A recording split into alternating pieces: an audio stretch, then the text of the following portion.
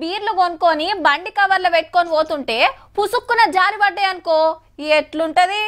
లేదంటే బాటలు కొనుక్కపోయి టేబుల్ మీద పెట్టినాక షేదాకి పుసుక్కున కింద పడితే ఇంకెట్లుంటది? నోటికాడి బుక్కాయి ఎత్తగొట్టినట్టు అవుతుంది. పైసలుంటే ఇంకో బాటలు తెచ్చుకుంటుండొచ్చురు, కానీ లేకుంటే కింద మీద అవుతుంటారు. అసొంటిది గిడ ఏం చేసిండ్రో చూడుండ్రి. అయ్యో బంగారం అసంటి బీర్లు బొందల పోయేవాడితిరి. అగో కాటన్లకెళ్ళి తీసుడు కుమ్మరిచ్చుడు నపరో బాటిల్ పట్టుకొని బీరాభిషేకం చేస్తున్నట్టే ఉన్నది. పో పైలం సార్లు వాసనకెక్కినట్టుంది, సొలుగుతుర్రు.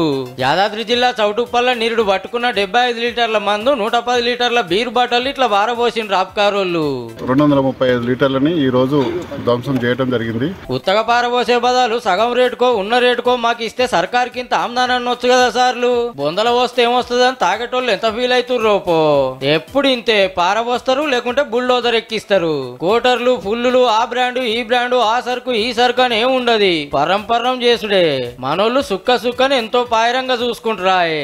అసొంటిది మట్టిపాలైతుంటే మనసున పడది కదా. కానీ ఏం చేస్తారు, రూల్స్ గిట్లు ఉంటాయి మళ్ళా.